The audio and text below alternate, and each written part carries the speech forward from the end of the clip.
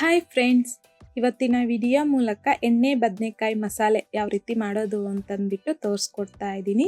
ಕಡಿಮೆ ಮಸಾಲೆಯಿಂದ ಸುಲಭವಾದ ವಿಧಾನದಲ್ಲಿ ಅಷ್ಟೇ ರುಚಿಯಾಗಿ ಇವತ್ತು ನಾನು ಎಣ್ಣೆ ಬದನೆಕಾಯಿ ಮಸಾಲೆ ತೋರಿಸ್ಕೊಡ್ತಿದ್ದೀನಿ.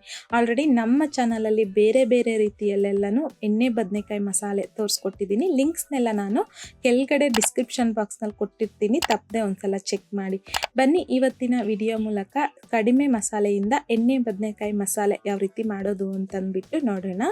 ಮೊದಲನೇದಾಗಿ ನಾನಿಲ್ಲಿ ಬದನೆಕಾಯಿ ತಗೊಂಡಿದ್ದೀನಿ. ಈ ಥರದ್ದು ಅರ್ಧ kg ಆಗುವಷ್ಟು ಬದನೆಕಾಯಿ ತಗೊಂಡಿದ್ದೀನಿ. ನೀಟಾಗಿ ವಾಶ್ ಮಾಡಿಕೊಂಡು ಈ ರೀತಿ 4 ಪೀಸಾಗಿ ಕಟ್ ಮಾಡ್ಕೊಂಡು ತಗೊಂಡಿದ್ದೀನಿ. ಕಟ್ ಮಾಡ್ಕೊಳ್ಳೋವಾಗ ಬದನೆಕಾಯಿನ ನೋಡ್ಕೊಂಡು ಕಟ್ ಮಾಡ್ಕೋಬೇಕು. ಒಳಗಡೆ ಹುಳ ಅನ್ನೋದಿರುತ್ತಲ್ವ, ಹಾಗಾಗಿ ನೀರಲ್ಲಿಗೆ ಸ್ವಲ್ಪ ಉಪ್ಪನ್ನು ಹಾಕಿ ಬದನೆಕಾಯಿನ ತೆಗೆದಿಟ್ಕೊಂಡಿದ್ದೀನಿ. ಈಗ ಮಸಾಲೆ ಸಿಂಪಲ್ಲಾಗಿ ರೆಡಿ ಮಾಡ್ಕೋಬೇಕು. 1-2 ಟೇಬಲ್ ಸ್ಪೂನ್ ಆಗುವಷ್ಟು ಗೋಡಂಬಿ, 1 ಬೆಳ್ಳುಳ್ಳಿನ ಮೇಲ್ಗಡೆ ಸಿಪ್ಪೆ ತೆಗೆದ್ಬಿಟ್ಟು ಹಾಕ್ಕೊತಾ ಇದ್ದೀನಿ. 1 ಇಂಚ್ ಆಗುವಷ್ಟು ಶುಂಠಿನ ಸಹ ಕಟ್ ಮಾಡಿಬಿಟ್ಟು ಹಾಕ್ಕೊಂಡಿದ್ದೀನಿ. 1 ದೊಡ್ಡ ಸೈಜಲ್ಲಿ ಇರುವಂಥದ್ದು ಟೊಮೊಟೊ ಹಣ್ಣನ್ನು ಸಹ ಕಟ್ ಮಾಡಿಬಿಟ್ಟು ಹಾಕ್ಕೊಂಡಿದ್ದೀನಿ. ಈಗ ಗ್ರೈಂಡ್ ಮಾಡ್ಕೋಬೇಕು. ನೀರೇನು ಹಾಕೋ ಅವಶ್ಯಕತೆ ಇಲ್ಲ, ಟೊಮೊಟೊದಲ್ಲಿರುವಂತಹ ನೀರಿನ ಅಂಶನೇ ಸರಿ ಹೋಗುತ್ತೆ ಗ್ರೈಂಡ್ ಮಾಡ್ಕೊಳ್ಳೋದಕ್ಕೆ. ಸೊ ನೋಡಿ, ಇಷ್ಟೇ ಮಸಾಲೆ ಗ್ರೈಂಡ್ ಮಾಡ್ಕೊಳ್ಳೋದು, ಬೇರೆ ಏನು ಹಾಕೋ ಅವಶ್ಯಕತೆ ಇಲ್ಲ. ಸೊ ಮಸಾಲೆ ಈ ರೀತಿ ಸಿಂಪಲ್ಲಾಗಿ ರೆಡಿ ಮಾಡ್ಕೊಂಡಿದ್ದಾದ ನಂತರ ಪಕ್ಕಕ್ಕೆ ಇಟ್ಕೊಂಡು ಕಡಾಯಿಗೆ 1/2 ಕಪ್ ಆಗುವಷ್ಟು ಎಣ್ಣೆ ಹಾಕ್ಕೊತಾ ಇದ್ದೀನಿ. ಎಣ್ಣೆ ಬದನೆಕಾಯಿ ಮಸಾಲೆಗೆ ಸ್ವಲ್ಪ ಎಣ್ಣೆ ಜಾಸ್ತಿ ಆಗಿದ್ರೇ ಟೇಸ್ಟ್. ಸೊ ಈಗ ಬದನೆಕಾಯಿ ಕಟ್ ಮಾಡಿ ಇಟ್ಕೊಂಡಿದ್ದೀರಲ್ವ, ಅದನ್ನು ನೀಟಾಗಿ ವಾಶ್ ಮಾಡಿಬಿಟ್ಟು ಎಣ್ಣೆಗೆ ಹಾಕಿ ಒಂದ್ಸಲ ಚೆನ್ನಾಗಿ ಮಿಕ್ಸ್ ಮಾಡಿಕೊಂಡು ಲಿಡ್ಡನ್ನು ಕ್ಲೋಸ್ ಮಾಡಿ ಮೀಡಿಯಮ್ ಫ್ಲೇಮ್ನಲ್ಲಿ 5 ನಿಮಿಷ ಬೇಯಿಸ್ಕೋಬೇಕು. ಎಣ್ಣೆಯಲ್ಲಿ ಫ್ರೈ ಮಾಡ್ಕೋಬೇಕು.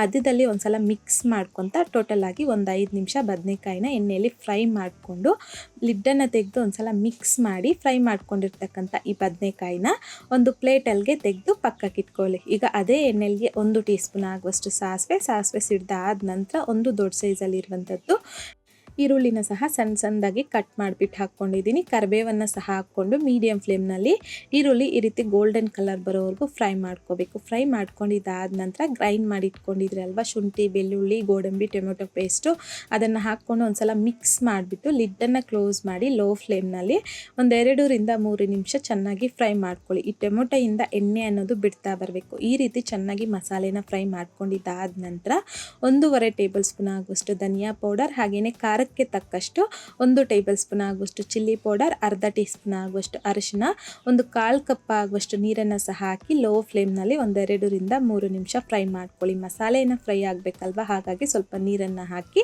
ಫ್ರೈ ಮಾಡ್ಕೋಬೇಕು. ಜೊತೆಗೆ ಸ್ಟಾರ್ಟಿಂಗಲ್ಲಿ ಬದನೆಕಾಯಿನ ಫ್ರೈ ಮಾಡಿ ಇಟ್ಕೊಂಡಿದ್ರಲ್ವ, ಬದನೆಕಾಯಿ ಹಾಕ್ಕೊತಾ ಇದ್ದೀನಿ. ರುಚಿಗೆ ತಕ್ಕಷ್ಟು ಕಲ್ಲುಪ್ಪನ್ನು ಸಹ ಹಾಕ್ಕೊಂಡು ಲೋ ಫ್ಲೇಮ್ನಲ್ಲಿ 3-4 ನಿಮಿಷ ಈ ಮಸಾಲೆಯಲ್ಲಿ ಬದನೆಕಾಯಿನ ಚೆನ್ನಾಗಿ ಫ್ರೈ ಮಾಡ್ಕೋಬೇಕು. ಈ ರೀತಿ ಫ್ರೈ ಮಾಡ್ಕೊಂಡಿದ್ದಾದ ನಂತರ ಗ್ರೇವಿ ಕನ್ಸಿಸ್ಟೆನ್ಸಿಗೆ ತಕ್ಕಷ್ಟು 500-600 ml ಆಗುವಷ್ಟು ಮಾತ್ರ ನೀರನ್ನು ಹಾಕ್ಕೊತಾ ಇದ್ದೀನಿ. ಸೊ ನಾನಿಲ್ಲಿ ಸ್ವಲ್ಪ ಗಟ್ಟಿಯಾಗಿಯೇ ನಾನಿಲ್ಲಿ ಕರ್ರಿ ಟೈಪಲ್ಲಿ ಬದನೆಕಾಯಿ ಮಸಾಲೆ ಮಾಡ್ಕೊಳ್ಳೋದ್ರಿಂದ ಇಷ್ಟ ಆದರೆ ಸಾಕು. ಈಗ ಒಂದ್ಸಲ ಮಿಕ್ಸ್ ಮಾಡಿಕೊಂಡು ಲಿಡ್ಡನ್ನು ಕ್ಲೋಸ್ ಮಾಡಿ 5 ನಿಮಿಷ ಹಾಗೆ ಬಿಟ್ಬಿಡಿ. 5 ನಿಮಿಷ ಆದ ನಂತರ ಲಿಡ್ಡನ್ನು ತೆಗೆದು ಸಣ್ಣದಾಗಿ ಕಟ್ ಮಾಡ್ಕೊಂಡಿರ್ತಕ್ಕಂಥ ಕೊತ್ತಂಬರಿ ಸೊಪ್ಪನ್ನು ಸಹ ಹಾಕಿ ಮತ್ತೊಂದು ಸಲ ಮಿಕ್ಸ್ ಮಾಡಿಕೊಂಡು ಲೋ ಟು ಮೀಡಿಯಮ್ ಫ್ಲೇಮ್ನಲ್ಲಿ 10 ನಿಮಿಷ ಚೆನ್ನಾಗಿ ಬೇಯಿಸ್ಕೋಬೇಕು. ಸೊ ಬದನೆಕಾಯಿನ ಅಷ್ಟೇ 10-15 ನಿಮಿಷದಲ್ಲೇ ನಮಗೆ ಎಣ್ಣೆ ಬದನೆಕಾಯಿ ಮಸಾಲೆ ಅನ್ನೋದು ರೆಡಿ ಆಗೋಗುತ್ತೆ.